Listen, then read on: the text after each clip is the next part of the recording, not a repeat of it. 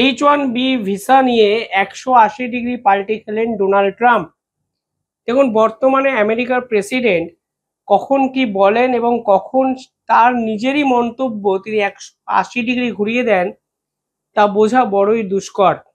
কালকে তিনি হঠাৎ করে ঘোষণা করেছিলেন H1B ভিসা, সেই ভিসার এবার থেকে রেট তিনি করে দিয়েছেন $1,00,000, যা প্রায় কোনো ভারতীয়র কাছেই এফোর্ড করা কার্যত অসম্ভব ছিল। কিন্তু কালকে ভারতের পক্ষ থেকে একটি কড়া বিবৃতি দেওয়া হয় এবং সেখানে আমেরিকাকে বাস্তবের আসল চিত্রটা তুলে ধরা হয় এবং সন্ধ্যে 7টায় ভারতের বিবৃতির পর ঠিক 3 ঘন্টার মধ্যে আমেরিকার পক্ষ থেকেও একটি পাল্টা বিবৃতিতে জানিয়ে দেওয়া হয় H1B ভিসা নিয়ে ডোনাল্ড ট্রাম্প যে নির্দেশ দিয়েছেন সেই নির্দেশ আসলে ভুলভাবে কিছু জায়গায় ব্যাখ্যা হয়েছে, বিশ্লেষণ হয়েছে এবং আসলে ডোনাল্ড ট্রাম্প যা বলতে চেয়েছেন অনেক মানুষ হয়তো সেভাবে সেটা বোঝেননি। এই সব কিছু নিয়ে আলোচনা করবো আজকের এই ভিডিওতে। আপনারা দেখছেন দ্য ইন্ডিপেন্ডেন্ট নেটওয়ার্ক। যারা এই ভিডিওটি দেখছেন, ছোট্ট একটা অনুরোধ, চ্যানেলটিকে ভালো লাগলে একটু সাবস্ক্রাইব করবেন এবং পাশে থাকা বেল আইকনটি ক্লিক করবেন পরবর্তী জিওপলিটিক্যাল ভিডিওর জন্য। ইতিহাস থেকে বর্তমান, সময় থেকে সমাজ, দেশ থেকে বিদেশ, ইতিহাস শুধু বইতে নয়, দেখবেন ভিডিওতেও। এই নেটওয়ার্ক এখন অনেক বড়। আপনারা দেখছেন দ্য ইন্ডিপেন্ডেন্ট নেটওয়ার্ক। কালকে ডোনাল্ড ট্রাম্পের প্রশাসনের পক্ষ থেকে কিছুটা হঠাৎ করেই ঘোষণা করে দেওয়া হয় H1B বেজের যে ভিসা আছে, অর্থাৎ যারা ফরেনার্স, যারা বিদেশি, তারা যখন আমেরিকায় বিভিন্ন টেক কোম্পানিতে কাজ করতে যান, সেই ভিসার যে মূল্য, সেই মূল্য বাড়িয়ে $1,00,000 তিনি করে দিয়েছেন।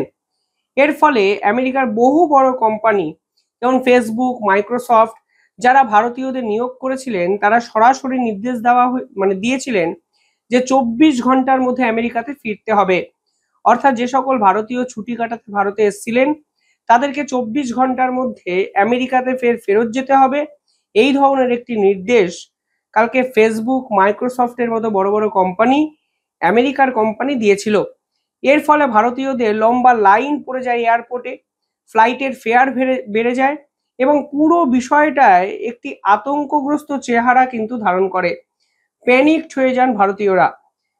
কিন্তু এই পুরো ঘটনার পর ভারতের পক্ষ থেকেও একটি বিবৃতি দেওয়া হয়।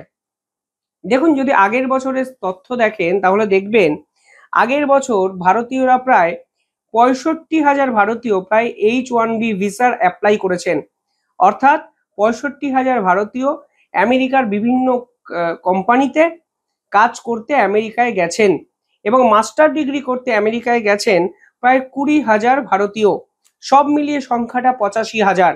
অর্থাৎ এই 85,000 ব্যক্তি এখন যদি আমেরিকাতে H1B ভিসা নতুন করে রিনিউ করতে চান তাহলে তাদেরকে দিতে হবে $1,00,000, মানে প্রায় 1 কোটি টাকার সমান। এই টাকা কোম্পানি দেবে নাকি এই টাকা এমপ্লয়িরা দেবে, এই টাকা স্টুডেন্টরা দেবে, কারা দেবে কেউই কিন্তু বুঝতে পারে না। ফলে কালকে হঠাৎ করে এই ধরনের ঘটনা ঘটার পর আমেরিকা সরকারও কিন্তু কিছুটা হকচকিয়ে যায়। আগে H1B ভিসার মেয়াদ ছিল 3 বছর থেকে 6 বছর, অর্থাৎ ভ্যালিডিটিটা ছিল। কালকে ভারতের একটি স্টেটমেন্টের পর আমেরিকা ঘোষণা করে যে এই যে $1,00,000 দেওয়ার কথা বলা হচ্ছে তা প্রতি বছর দিতে হবে না, তা ওয়ান টাইম, অর্থাৎ একবারের জন্যই এই $1,00,000 এটা কিন্তু আমেরিকা প্রশাসন নেবে। কিন্তু সব থেকে ইম্পর্টেন্ট যে তথ্যটা কালকে আমেরিকা সরকারের পক্ষ থেকে বলা হয়েছে, সেখানে বলা হয়েছে যারা অলরেডি H1B ভিসার হোল্ডার, অর্থাৎ যারা বর্তমানে আমেরিকাতে কর্মরত, তাদেরকে আর নতুন করে $1,00,000 দিতে হবে না, যা কিন্তু ভারতীয়দের জন্য অত্যন্ত বড় রিলিফ। এবার এই যে টোটাল 180 ডিগ্রি বদলে যাওয়া, সেটা কিসের জন্য হলো? এমন একটা পরিস্থিতি হঠাৎ করে তৈরি করা হলো যে চারিদিকে গেল রব উঠে গেল। মনে হলো ভারতীয়দের ছাঁটাই করা হবে আমেরিকার কোম্পানির পক্ষ থেকে, কারণ এই 1 কোটি টাকার ধাক্কা কোনো কোম্পানি, কোনো ব্যক্তি কেউই নেবে না। স্বাভাবিক, তারা ভারতীয়দের কাজে লাগায় একটুখানি কম পয়সা দিতে হবে বলে, এবং তুলনায় ভারতীয়রা আমেরিকাদের থেকে অনেক বেশি স্কিলড, তার জন্য তারা নেয়। কিন্তু অতিরিক্ত খরচ যদি কোম্পানিদের করতে হয় তাহলে কোম্পানিরা তো প্রফিটেবল জায়গায় থাকবে না। ভারতের পক্ষ থেকে একটি স্টেটমেন্ট দেওয়া হয়েছে। ভারত স্পষ্টত তিনটে বিষয় বলেছে। ভারত বলেছে এই যে আমেরিকা হঠাৎ করে $1 লক্ষ ঘোষণা H1B ভিসার জন্য করেছে, তা আসলে আমেরিকারও ক্ষতি। কারণ যে সকল ভারতীয় আমেরিকায় কাজ করতে যায় তারা তো শুধুমাত্র ভারতকে রিপ্রেজেন্ট করছে তা নয়, তারা তো সরাসরি আমেরিকার যে ইন্ডাস্ট্রি তার গ্রোথেও সরাসরি অংশগ্রহণ করছে। ফলে এই বর্তমানে এই অবস্থা আসলে ভারত এবং আমেরিকা দুপক্ষকেই ধাক্কা দেবে। সেকেন্ড পয়েন্ট ভারত এখানে বলেছে এই যে পার্টিকুলারলি স্কিলড ট্যালেন্ট, সেই ট্যালেন্ট আমেরিকার ইকোনমিতেও সরাসরি কন্ট্রিবিউট করছে। শুধু ইকোনমিক্যাল সেক্টর নয়, টেকনোলজিক্যাল ডেভেলপমেন্ট, নতুন নতুন ইনোভেশন এবং নতুন নতুন ইকোনমিক্যাল গ্রোথ, বিভিন্ন জায়গায় কিন্তু স্কিলড ওয়ার্কাররা আমেরিকাতেও কন্ট্রিবিউট করছে। ফলে আমেরিকা সরকারকে ভাবতে অনুরোধ ভারত করে যে আপনারা এক্স্যাক্টলি চাইছেনটা কি। আপনাদের দেশে আমাদের ভারতীয়রা গিয়ে আপনাদের টেকনোলজি, আপনাদের ইনোভেশন, আপনাদের কোম্পানির উন্নতিতেই সাহায্য করছে, অথচ আপনারা অকারণে ভারতীয়দের আটকানোর জন্য এই ধরনের অদ্ভুত একটা নিয়মের বেড়াজালে বাঁধতে চাইছেন, যা কোনোভাবেই অন্তত আমেরিকার থেকে এক্সপেক্ট করা হচ্ছে না। পাশাপাশি এখানে ভারতের পক্ষ থেকে 3 নম্বর একটি অত্যন্ত গুরুত্বপূর্ণ পয়েন্ট বলা হয়। সেখানে বলা হয় এই যে মেজারমেন্ট বা এই যে পদক্ষেপ আমেরিকার পক্ষ থেকে করা হয়েছে তা আসলে বিভিন্ন পরিবারকেও সরাসরি এফেক্ট করবে। কারণ এই সকল ভারতীয়রা যদি আমেরিকা থেকে ভারতে ফিরে আসে তাহলে তাদের পরিবার সরাসরি ক্ষতিগ্রস্ত হবে।